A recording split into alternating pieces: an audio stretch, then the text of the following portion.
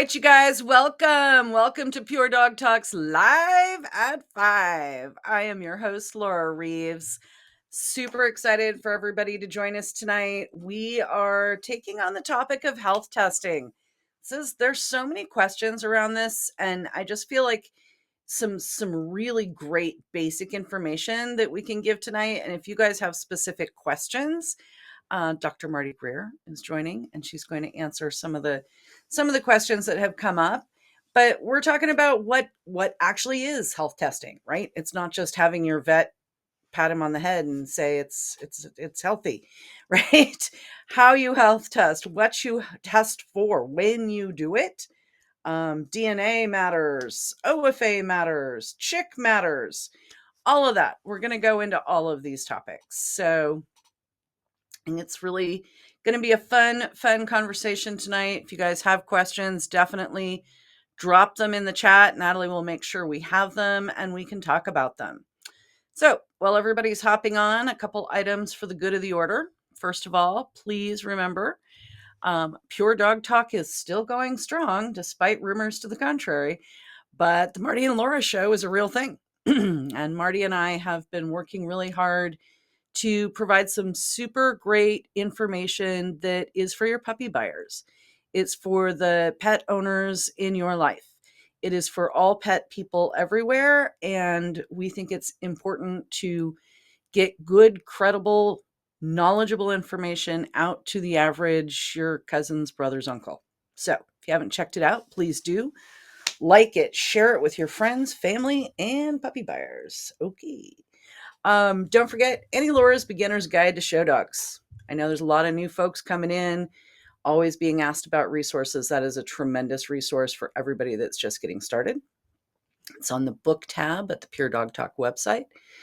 We have a brand new audiobook available on the Marty and Laura Show website that's frequently asked questions, just general health information, another great item to share with your friends and family.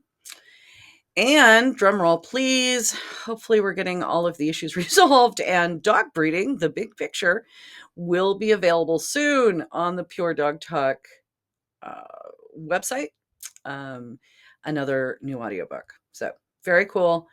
The albums, the archived access that I've made available for you guys, that's available on the website. Lots and lots and lots of information when you don't want to have to personally scroll through 700 episodes like I did. If you have a topic you want to see us talk about, shoot me an email. It's laura@puredogtalk.com. We're here for you, and I'll get something together for you.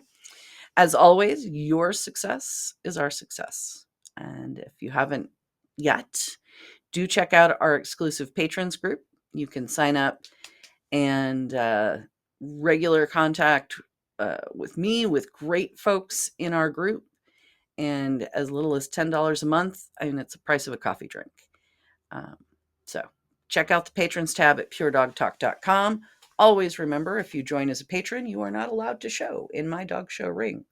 Also, contrary to rumors. So, bottom line, health testing. Let's get to it. Marty, how you doing? You're in Hawaii. Yes, and I'm live at 2. It is now 2 o'clock because I'm in Hawaii. And usually I'm live at 7. So yes, it's a little bit of a mind bender.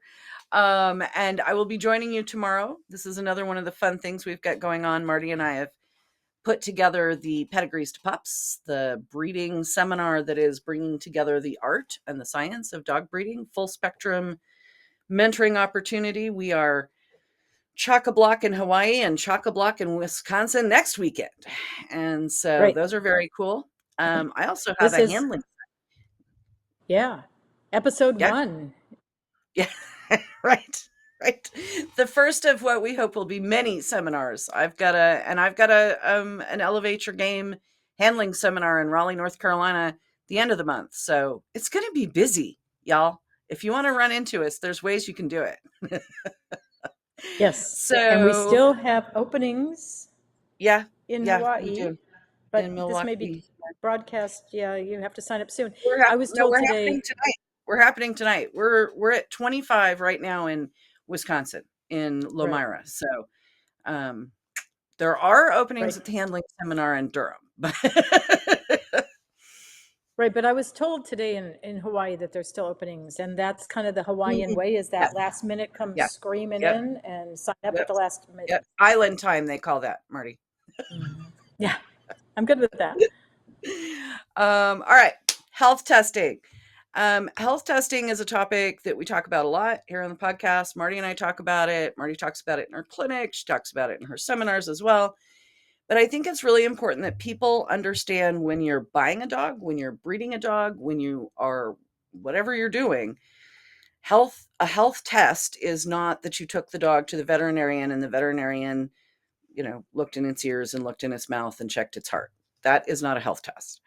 I think most of my listeners know that, but just we're going to level set here. Health testing is very specific by each breed.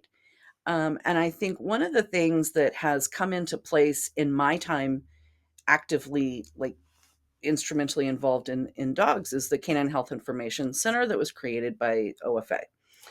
And that is an instance where your breed's parent club must do a health survey of all of its members in order to and have a committee that says these are the things that we should test for based on the actual survey results. And I think and not enough people understand how important that is. This isn't willy-nilly. This isn't people just making it up. People have gone to a great deal of effort to decide what should be tested for each breed. And there is a different list of tests for each individual breed. Most of them, I think there's a few. Marty, do you know off the top of your head which few they are that don't? There's a few. Yeah, there's a few that don't, but there's also breeds on there I've never heard of. So it's pretty fascinating that Fair. even if you're not an AKC breed, that they may have something for you. Or if you have a combination of AKC breeds, then you need to combine those. So if you have Mhm. something bred to a doodle, then if it's a Bernese Mountain Dog bred to a doodle, then you would look at the Bernese Mountain Dog list as Yeah, well as the you have to poodle. have all the So, right, all the stuff, which I think is important. If that's a choice you're going to make, you need to make sure that you're doing all the health testing for all of those breeds. Um, right. so the biggest differences, I think, when we talk about health testing and the various testing that we can do, Marty, there's genetic testing, just DNA. They only nailed down the canine genome, was it 25 years ago? So that's Not continuing even, to advance, not not even. even It's 20. probably 18 years ago. It's not that long. Okay. I Okay. remember going to the first meeting where they said they were getting close, and I'm like, what? What's a SNP? Yeah, What are you talking I about? know. Like, there were Right. 10 people in the room. I was one of the 10, and I was the only one that didn't know the language because everybody else was a geneticist. And there I Right. was going, what? Like, this is really cool. Right. So, yes, we have genotypes, and phenotypes. Right. And so phenotype is something like looking at your dog's eyes, taking x-rays of its hips, pulling its blood for thyroid. Those are phenotype, like physical, and genotype is the DNA testing. So, can you walk us through any differences I'm missing there and what things you can find on the phenotype and what things you're looking for on the genotype? Sure. And some things we don't have a test for and we may never because they're Right. so multifactorial or they have so much environmental influence that it might not ever happen. So yeah, and I think this is where it gets a little bit confusing is if you take a cheek swab or a blood sample and you send it into paw print, which is now Origin, or AKC, which also uses the same lab, or Embark, which uses the same lab, you can get back 350 results. And 345 of them may have nothing to do with your breed at all because they can do the tests. They're just running these panels. And it's pretty cool information, but it can really throw people off because they may get Right. information back on a disease that has never been seen in the breed of dog that you're seeing. And so then it gets really confusing for people. I have people come in with this 25-page report and they're like, what do I do with this? So I think Mhm. that's important that you start off with a basic premise of knowing that there may be more information here than is really indicated for your breed, and it can be confusing and frustrating. And so this is where you talk to your veterinarian, or you talk to a veterinarian that does reproduction, or you call the company and ask to speak to one of their customer service representatives. And if you're still confused, ask to speak to one of their veterinarians, because there needs to be some clarity on this to make sure that you're making good decisions. So if there's a disease that tests for XYZ disease in your breed and it's never been diagnosed in your breed before, Mhm. ignore it. Yeah. Don't throw your dog out of a gene pool because of some disease that's never happened before. So that's the first basic premise, is know what to do with the information, because And I think it can be that overwhelming. that right there, that's the piece that I think people get so tripped up on, right? Exercise induced collapse is a perfect example. It has Mhm, been proven and seen in a handful of breeds, primarily Labrador retrievers, and yet they just test everybody for it. mhm. Because they And so, can. right. And so if there's some, what is it telling you? So you're the veterinarian, you help me explain this to folks. What does it tell you when your Mhm, dog, they say on there that it has some kind of marker for, say, EIC? Let's use that one. mhm. Yeah, so you need to do the research. You need to go to the Chick website and look at your genetic information on there, and really rely on your breed club to say this is not important in your breed, or we've never seen that it's important in the breed. I mean, the very first dog with EIC I ever saw was a Chesapeake Bay Retriever, and it was Mm, before we had DNA tests. So I've seen this disease for, I don't know, 40 years. We were out in the backyard running this dog around trying to run blood samples to see if its glucose was low, or to see if its mm, CPK mhm, levels went high, because we had never seen this disease before. We didn't know what it was, and it wasn't in the literature yet. So I think that it's important that you don't completely disregard it, but that you factor in the fact that it hasn't been reported in your breed before or yet. So that's first and foremost. And secondly, remember, sometimes DNA tests are wrong. mm, Unfortunately, laboratory error happens no matter how good the lab is. So sometimes you're going to get a report back that if you have a puppy that's clear by parentage for a particular disease, and it comes back that it's a carrier or an affected, then you should contact the lab and see if they'll rerun the test or see what they can do, because laboratory errors happen. They can sometimes barcode things incorrectly and then they get reported out wrong. Or maybe you have a new mutation, or maybe it's something else that's going on. And those are really important, that you don't just take every result on the paper and take it at face value. So that's when you contact the lab and say, would you be willing to repeat this if I send you another sample? Because this doesn't make sense. And then the lab will say to you, well, you could have had a breeding that you didn't know about. And that indeed can happen, but it happens about as often as laboratory error. So either of those can cause, either the dog jumped the fence that wasn't really the sire of the litter that you thought it was, he crawled into the kennel, and I've seen videos of dogs that crawl out of their run into the next run in, breed a female, crawl back out, and never get Siberian busted. Huskies. Eagles, it doesn't matter. They're all good at it. So there's definitely reasons that those things can happen. So the first thing to do is repeat the test, because laboratory errors happen, and sometimes um, genetics don't turn out to be what we thought they were. We don't think the sire was really who we thought it was. So, throw don't throw the dog out. Just figure out what the problem is. Mhm. So those are the things I think that you really need to start with. And there can be new mutations. There can be disorders in dogs that have never been seen before. And I'll tell you, some of the DNA labs are really interested in trying to chase these down. So if you're working with a line of dogs or a breed of dog, and something weird has shown up, then get a hold of somebody that is interested in that. And there may be someone who's doing a research project at one of the universities or at one of the DNA companies to try and chase down some of these disorders, because the weird ones are the easier ones to find the DNA test for. The common Mm, ones are harder because it's in so many dogs, it can be difficult. But the really oddball, off the wall, this came out of nowhere, new genetic right. mutation can happen. The other thing to realize is that just because the DNA marker for, say, PRE is this in one breed, it may not Mhm. necessarily apply to all breeds. So there's a lot of nuances to this. So Right. you really need to do some reading on this and understand it. And like I said, make sure you talk to the right people if you're confused by it, because it's more to it than just a simple cheek swab. And this is a hardcore answer, because it isn't always the Mhm. case. Right. And so I want to do the phenotype next, and then I want to do the things we can't test for. Right. So Yep. phenotype is your hip x-rays, your elbow x-rays, your eye exams, your thyroid, your echocardiogram. What else am I missing? Luxating Um, papillae, right? That kind of stuff. yeah, there's There's bile acid, there's shoulder OCD, there's vertebral abnormalities, there's narrow tracheas.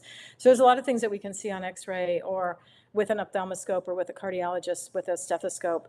Um, if sebaceous adenitis is a skin biopsy. So there's a lot of different Oh, tests sure. for it. Yep. Um, Yep. Tests that are actually just an observation, which is a phenotype. So those are all really important things for you to know what's important in your breed. And this is where I really rely heavily on chick, is if I have someone in the exam room and I say, well, we're doing your hips today, you want me to do elbows? And they're like, well, I don't think we need to do elbows in my breed. And I go to the chick website and say, well, your breed says we should do this, this, and this. This isn't Marty Greer making this stuff up. This is what your breed club says because they've seen a concern or they've seen an emerging concern. So this is something you need to do. The Boas testing is a perfect example of the newest test that we have through OFA, which is a brachycephalic obstructive airway syndrome test. And currently there are around 30 veterinarians in the country that are qualified to do that. I'm number 29, and I know there's a few since me, but not a lot. And so there's still not one for every state. So if you have a breed right now, it's only 3 breeds. Right now, it's only the French Bulldog, the English Bulldog, and the Pug that are BOAS certified, but they're adding additional breeds. They're adding Boston Terriers and some other things as Cambridge verifies their test results. But if you want to do that test, then you probably need to go to your national specialty or go to a show where they've got somebody that's qualified to do it, because every veterinarian isn't automatically qualified. Any veterinarian that can take a decent x-ray can do hips, elbows, shoulders, backs, vertebrae, tracheas, but not every veterinarian is qualified to do BOAS testing. So I think it's important that you do your homework on these and that you plan ahead.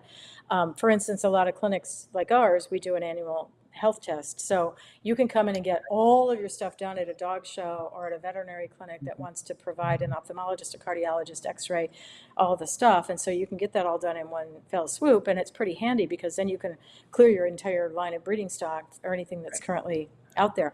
And, different tests get done at different ages. You can't do hips until they're 2 years old. They have to be 24 months, not 23 months and 29 days.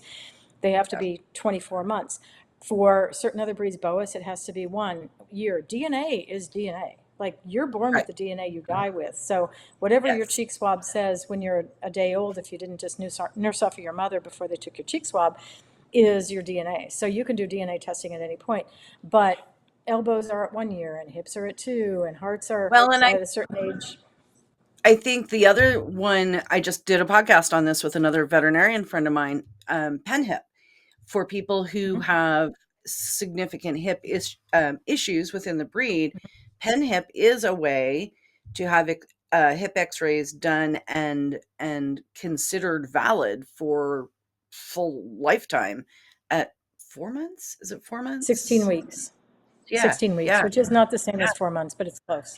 Yeah. Okay. Come on, Marty. You're splitting hairs on me now. Well, Bravecto is given every 12 weeks, not 4 times a year. That's 13-week intervals. I just have to follow the rules. So yeah, there's definitely things like that. Right. Eyes are done as soon as your little puppy can open his little eyes. The ophthalmologist can look through those eyelids and they can see it. Bear testing is another test for phenotype, which checks for hearing, but they have to be at least 8 weeks old, because puppies that are white that are born with hearing can lose their hearing at around that 5 to 6 week age. So you have to wait until they get to be at least 8 weeks old to do the bear testing. So there's certain criteria for it. And it's not just because somebody made up that number, it's because we actually have science behind it. So those are really important things for people to know. And again, there's not very many places that bear test. That stands for the brain auditory system. So it's done on a computer. And again, it has to be a veterinarian that's specifically trained for it. Dropping your keys behind the puppy is not a hearing test. So we have to be really clear about what these tests criteria are so that we make sure that we're getting accurate results. Right. And I think, you mentioned it, your clinic does it. A lot of clinics do it. There's also some mobile clinics. I know there's one around here. I know there's another one in Florida. I don't know where they all are, but if you are not aware of them, ask around, because there are clinics who've really kind of made it a side gig, right? To take a trailer and do all these kind of things and offer clinics at the dog shows for people. Right. And that OFA can be a actually really lists effective way. Yeah, if you go to the OFA website, it'll have a list of upcoming clinics so that you don't have to just search Mm. endlessly online to try and find it. Just go to the OFA website. And anytime that a clinic wants to sponsor an event, it's going to be listed on there, and there's typically a small discount that's associated with that. So the handy thing is you can go in and get everything done in one trip, and then everything's taken care of. You don't have to run to the ophthalmologist and run to the Right, cardiologist and go over here for right, hip x-rays and go over there for right. whatever. And hip x-rays are one of those really interesting things that is very user dependent. The veterinarian or the veterinary staff that does the hip x-rays, Yes. if they're not skilled at getting those dogs in the correct position, they're not going to give you a good result. Now, you can't make a bad dog look good, but you can make a good dog look bad with the wrong Mm. positioning. So again, find out who does a good job, find out what they charge. Not all things are created equal. But if you get a crummy hip x-ray and it isn't well positioned, in my humble opinion, you shouldn't pay for that. So I'm Yeah. really fussy about the x-rays that we take. And if I get x-rays from somebody and they say, well, what do you think? Should I repeat these? If they weren't well positioned, I'm going to say you probably shouldn't have been charged for that. So I'm going to be hardcore on veterinarians that do sort of a sloppy job. Well, and one of the things that I think for me personally that I really like about PenHip is in order for the veterinarian to be allowed to turn in PenHip x-rays, they have to have special training. So that is, Right. I think, another little piece of PenHip that's worth noting. Okay, so Right. there's But lots of pen things. hip requires pen hip pen hip requires full anesthesia. Yes, OFA does not. So that's yes, another distinction is for important certain people, distinction. and you can do OFA preliminaries before there too, if you Mhm. want the information. But for people that have a lot of problems, they may not want to run a dog on past 4 months if their pen hip scores don't come back Right. good. And typically your pen hip will be back within 48 hours. The Mhm. OFAs take about 4 weeks. So again, there's reasons to do each of them, but Yep. just be aware if you go in for pen hip, number one, you will have full anesthesia.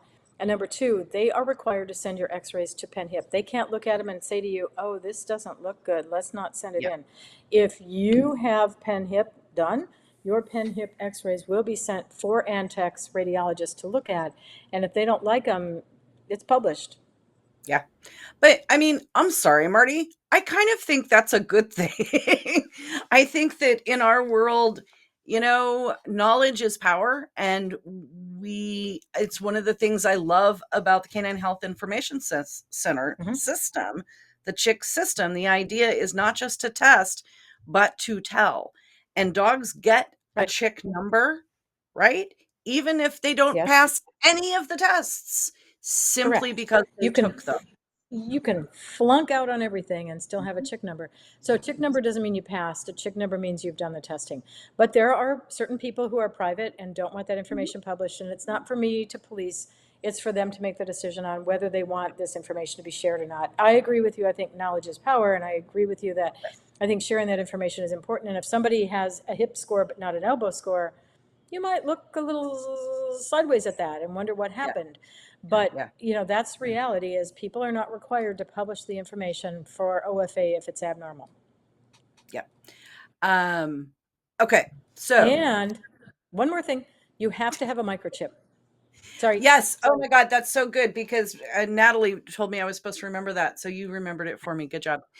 Microchip or a tattoo, they must have permanent identification in order to get a chick number. And I I want to say, but you should tell me if I'm wrong, that if for some reason, like your dog was not microchipped, it's an old dog, it was microchipped after the x-ray was taken, can you add that or no? No. Nope. Okay. Okay.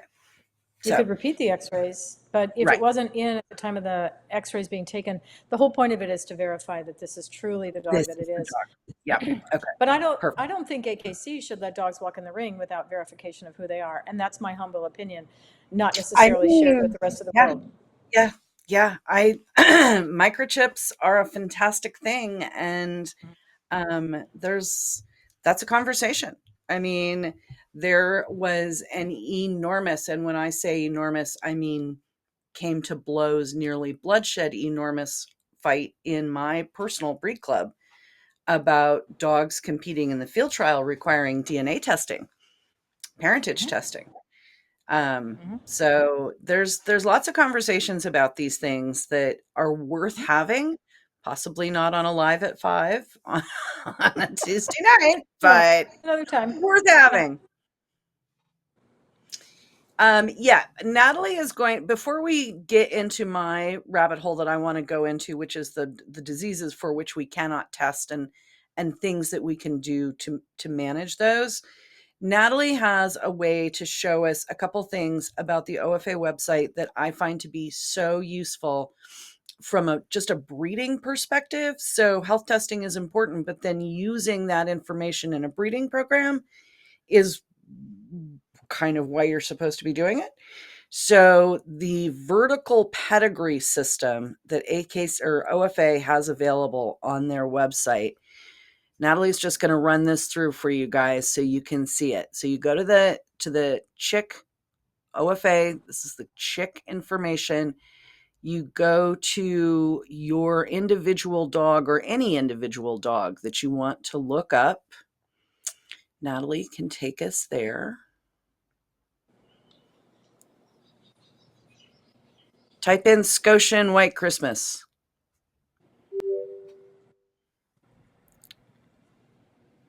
Is that Natalie that's typing, or is that AI that's Natalie. typing? How That's magical is Natalie this? typing. She's our AI. Okay, this just happens to be my dog, so I don't have any problem with showing it. Now you can go, he's got a chick number. You can see he's passed all of his tests, blah, blah, blah. The dog is no longer even alive. So there's your little symbol that says he has his chick number. He's passed. You can then look at the actual scores on the test. Normal on cardiac, normal on elbows, excellent hips, normal thyroid, normal eyes, and then they give you the chick number. So when you look at a dog that you want to breed to, this is the very or buy a puppy from, this is the very first thing you should do. Get their registered name and type it into the OFA database and see what it says. I don't mean to be unkind, but it's been known to happen that people don't tell the truth. What? I know, right? It's crazy talk. All Okay, right, now, and a little Natalie, secret thing here, yes, like on go ahead. hips. Go ahead. If you look at hips, go across here, December 13th, go across here, go to excellent. And if you go to GWP, that's his breed, Yes, and then you come over here to E, yes, that's a code that says he was excellent. yes, Because there have also been yes. people known to change their certificate, and they didn't Mhm. know that there was a code embedded in the number. In the number, So yes, a G means yes, good, and an E means excellent, and an F means fair. yep, So you can't white out your certificate and fake yep, it. and fake it. Also very important. Natalie, can you show us the, oh, this is a good one too. So this takes you down, she's scrolling down to show you the sire and dam of this individual dog. Then you can see his grandparents. You can see all of the um, results from them. You can see his offspring, the dogs that he's produced. So if you're looking for a stud dog, this piece of information is really important. Mhm. And then you can see all of his siblings. And this is what we're going to do next, because if you guys go back to the Jimmy Moses podcast where he talks about the depth of the pedigree, this is what we're talking about. It's not just the individual dog you breed to. The individual dog you breed to is excellent and everything else in the litter is dysplastic. That's not what you want. You Mhm. want something like this where all of the full siblings to this dog that passed also, okay? And then you can go down and see half siblings if you scroll all the way down. Now, if you scroll back up, you can see the vertical pedigree. And this is the part, they've taken away the vertical pedigree on some of the tests, which bums me out, but this one should be hips. Yeah. And so as you scroll through this pedigree, it's just like your breeding pedigree, it's the pedigree of the dog, but it shows you this individual dog had 20 full or half siblings, 13 of which were good, 7 of which were excellent. 6 offspring, 4 good, 2 excellent. Okay, so what I'm trying to tell you is that this is data rich. And if you go back, you can see all the way back through the pedigree, all of the siblings, all of the offspring, for all the way back through the pedigree. So when you're looking for a pedigree for a dog to help improve your hip scores, you're going to be looking for a pedigree like this, right? You're going to be looking for a pedigree that is deep and wide in in correct hip scores, in good or excellent hip scores. If you see one dog that's excellent, and as I said, 16 that are fair or dysplastic, you're going to have a problem. Natalie, go to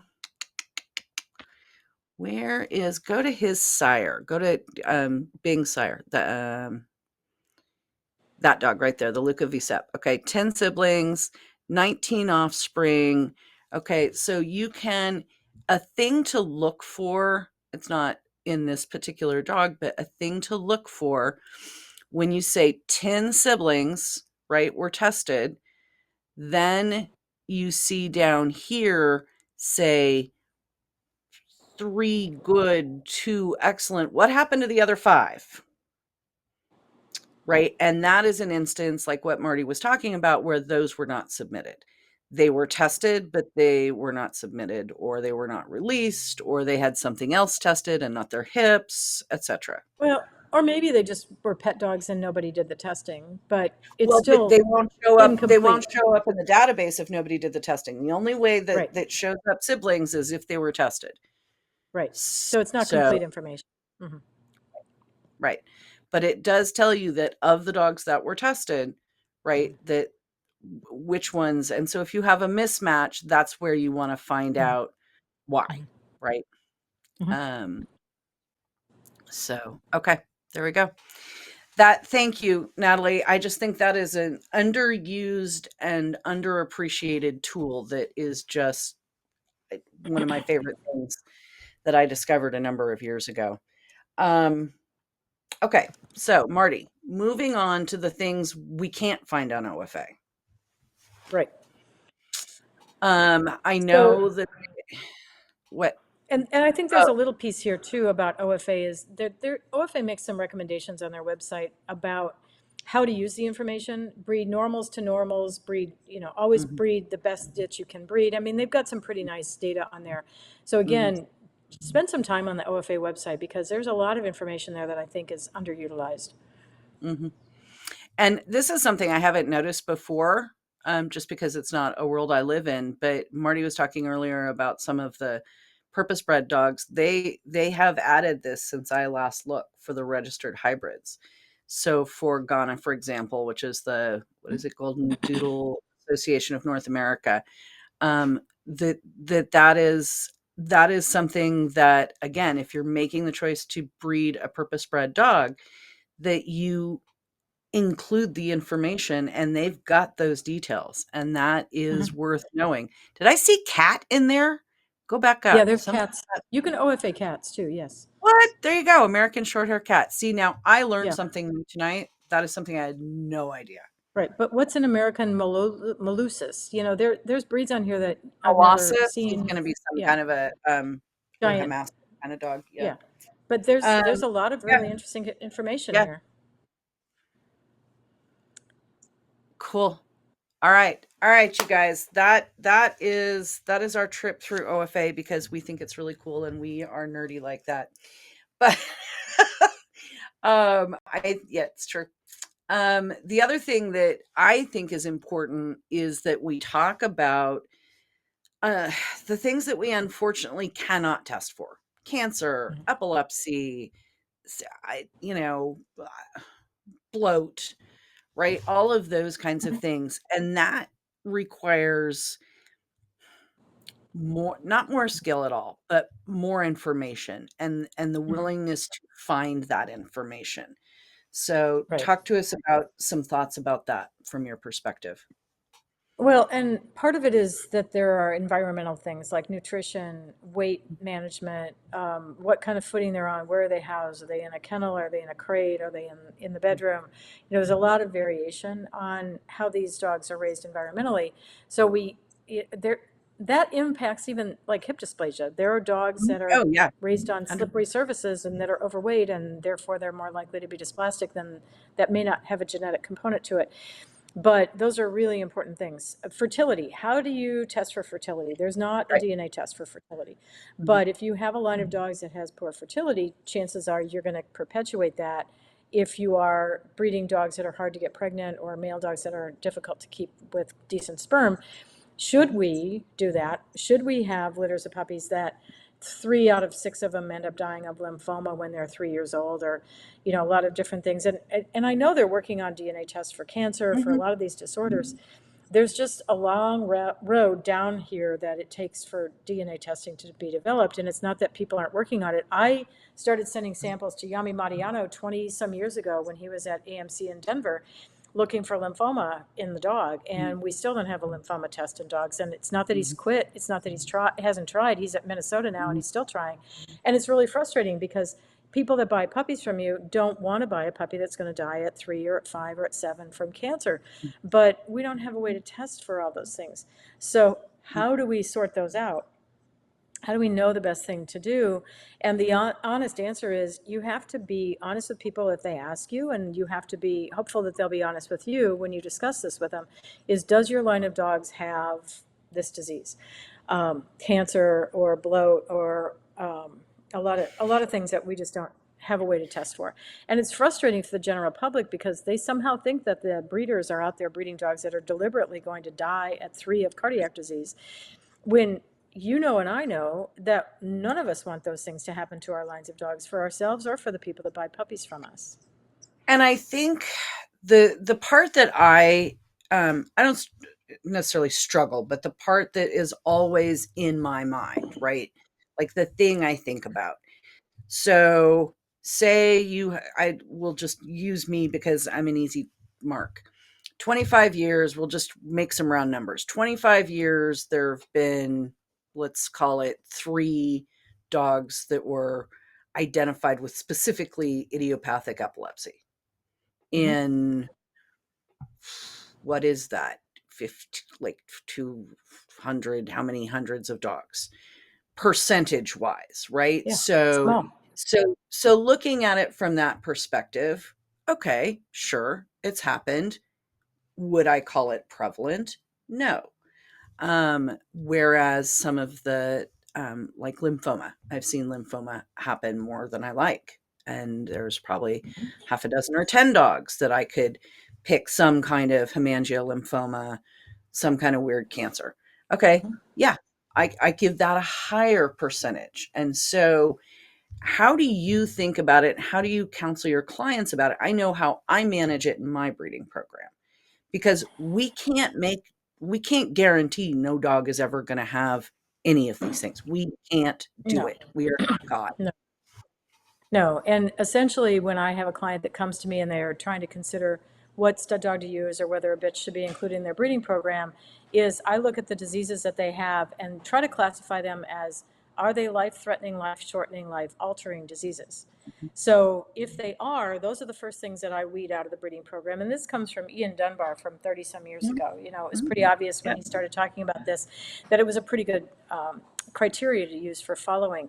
Is if you have a dog that has a relatively minor health problem, like an umbilical hernia or an extra eyelash, you don't right. die from that. But you Mhm, die from cancer, you die from bloat, you die from um, bad hips, from mhm, severe hip dysplasia, you die from bad temperament. And there's mhm. not a temperament test, and we're probably going to eventually have one of those, but we don't yet. So, do we want to have to muzzle a dog to collect semen on him to use Mhm. for a bitch and then have to muzzle her so that we have to do a TCI?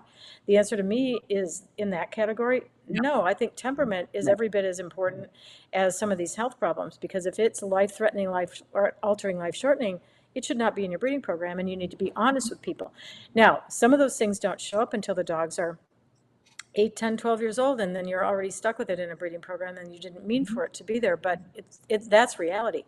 But things that are going to shorten their life that start happening when they're 1 or 2 or 3 years old, man, we need to be getting rid of those early on and hard and fast, and you need to be pretty ruthless about those. So those are the things that you have a dog named Ruth, I have a dog named Ruth. I'm going to be ruthless Yeah, about eliminating dogs with this genetic component. I right. had at one point a bitch that produced a puppy with a PDA, which is a serious heart condition. It can be fixed surgically, But it was like a $4,000 fix, and this was a decade ago.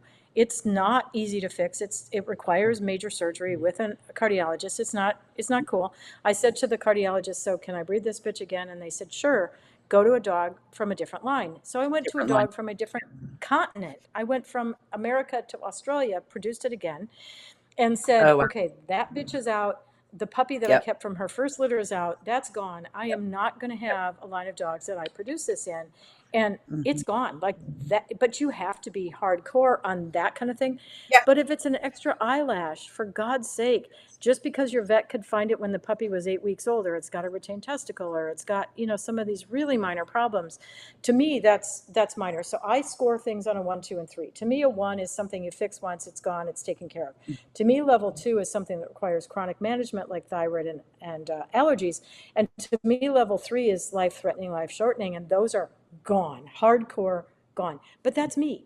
I don't have the same breed you have. You don't have the same concerns I do. And I think that, this echoes the particular podcast we did not too long ago about what's your line in the sand. And I think it is really important that everybody has their own right line in the sand. Mhm. Um, okay, we have some questions here. Oh, good. Let's let's see. My biggest question is elbows, since everyone is saying that DJ or DJ1 is fine to use in programs, yet I'm seeing pedigrees more and more with DJ D1 and then sometimes worse. Speak to me. Well, arthritis is pretty serious. We don't have a way to replace elbows surgically. Um, Part of elbow x-rays are getting the positioning really accurately, because if you don't position the elbows correctly, you can look like you have an elbow grade 1, but if there's arthritic change in the elbow, you have elbow dysplasia. To me, that's pretty hardcore, because anything orthopedic is life changing, because they need to be chronically on medications. So to me, if you're in pain all the time and you have to be on pain medications all the time, I would be I would be pretty hardcore on taking elbows out of that line. Mm, okay. Um, pardon me. This is an interesting comment, actually, also from Gail Ramirez, talking about a Great Dane breeder that requires every dog she sells, pet or not, to be screened for the requirements for Great Danes, and that she pays for it for folks that aren't planning to breed. And I think this is something. Um, this is a conversation. Like, I think that this is something probably more of us should be paying attention to, right? We keep and run on 3 or 4 dogs from a litter. I'm pretty fortunate. Many of mine have gone on and been tested, but not all of them. Mhm. And it's a thing to consider when we start looking at, particularly if you're having a really stubborn problem that you're trying to get rid of, that you're really Right. trying to hard to breed away from. I think this is something that's really important for people to start talking about. Right, and I've had clients that will charge an extra $300 or $400 for a puppy, which then they refund after the hips and elbows are x-rayed and sent in Mm, for submission. So they may do mm, it when they're spayed, they may do it when they're neutered, and mm. that's a good way to make sure that you have that information, because we have horizontal pedigrees, which are siblings, we have vertical Right. pedigrees, which are parents, grandparents, great-grandparents, all the stuff. So there's two ways to look at pedigrees, and we did a nice job of looking at some of them with what Natalie Mhm. showed us. But I think the more information you have about your line of dogs, the better. But it's hard once a puppy leaves your home to have complete control over what kind of testing is done. They may leave the state, they may leave the country, they may have the dog euthanized for some reason, or something terrible may have happened. So we don't always have the information we'd like to have. Carmen Well, and Battaglia so talks a lot about we this. yeah, we can't control as much as we'd like to. We can't control weight, we can't control food, we Mm-mm. can't control exercise. We can't control the environmental pieces that can have impact on some of these various and sundry, um, Right. particularly phenotype type of issues. Natalie, do we have other questions out there in the chat?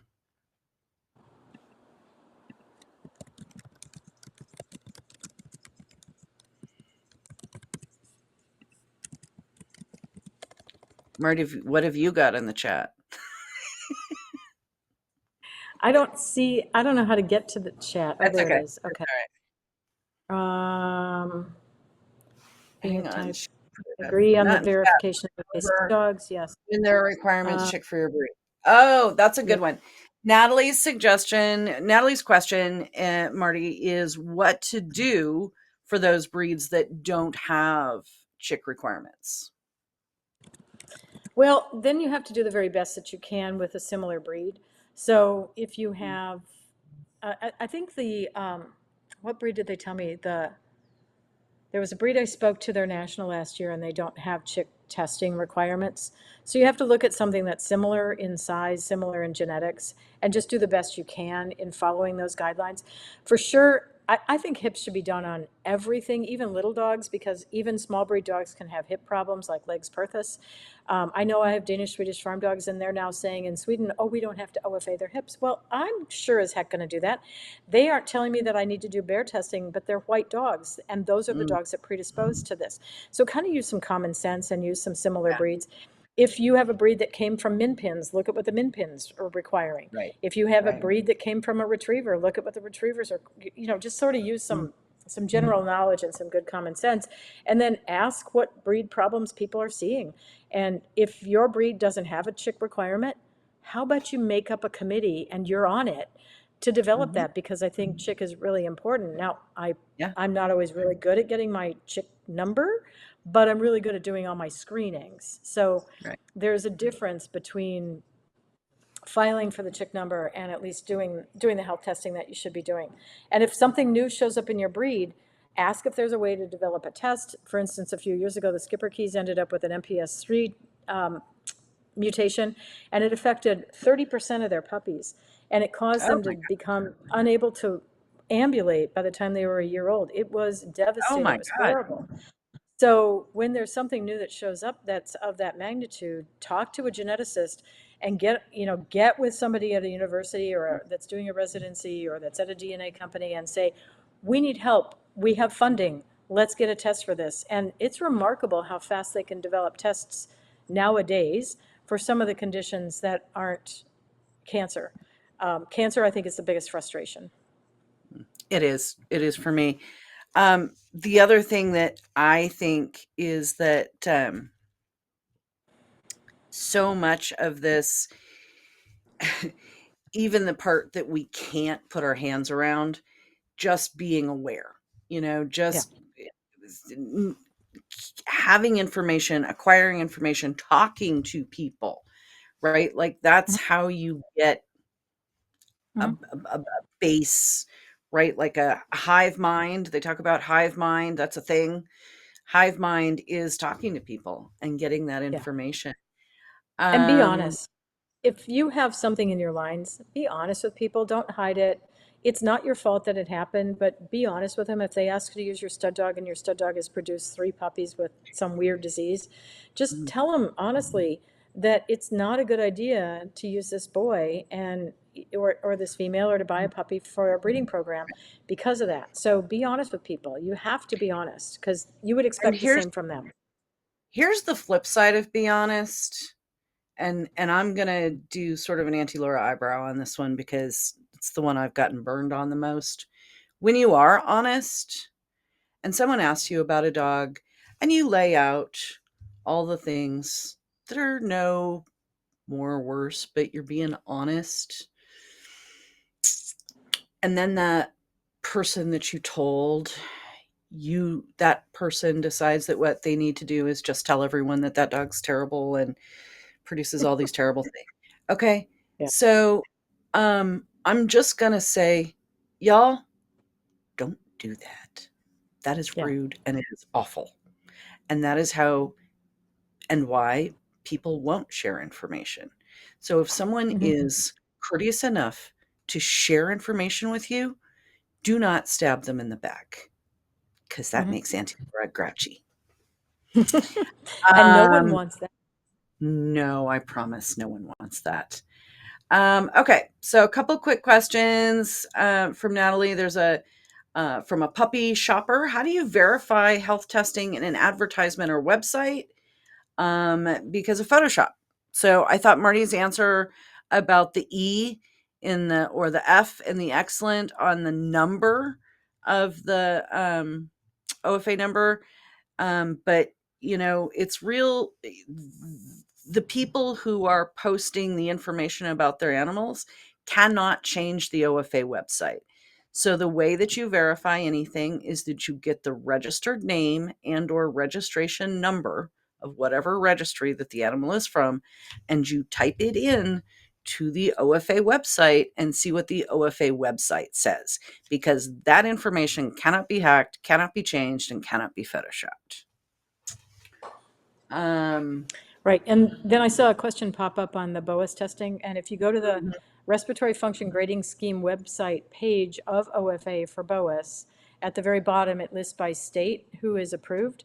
There are 6 in California, 3 in Colorado, 2 in Iowa. So if you take a look, 1 in New Hampshire, you can find veterinarians that are certified for BOAS testing. So it's pretty easy to find. Yeah, that's OFA, tremendous resource. So here's my friend Ellie, who this is the question I've been waiting to get to. We're going to spend the last few minutes on this one, Marty. Is more health testing always better? As more No. tests become available and we find more stuff in our breeds, how do we balance using that information to improve health while not inadvertently worsening the severity and frequency of untestable issues like we've just been talking about via the increased selection pressure? Isn't she fantastic? We love this girl. That's a great question. And so I think one really important thing is that in a breeding program, you can use carriers of diseases if you are breeding a carrier to a clear dog. You can even breed affected dogs if it's a minor enough health problem that it doesn't interfere with their ability to sire or be the dam of a litter. But you can definitely use some of those dogs in a breeding program. And if we throw out all the dogs that had anything genetically wrong with them, there would be 0 dogs left on the planet, because every single dog has something wrong with them. That's why you really have to say, is it a 1? Is it a 2? Is it a 3? Is it a carrier? You can use a carrier. Don't breed a carrier to a carrier. Breed a carrier to a normal. Breed an affected to a normal. But don't throw those dogs out. I was at a program a couple of years ago where they were talking about DM testing in a line of dogs, in a breed of dogs, and 38% of the dogs had DM in their either carrier or affected status in a breed that doesn't have a back problem. Well, I'm going to tell you, a DM dog that's a corgi has to have 2 DM copies. If it's a basset, it has to have 2 DM copies, or it's a beagle.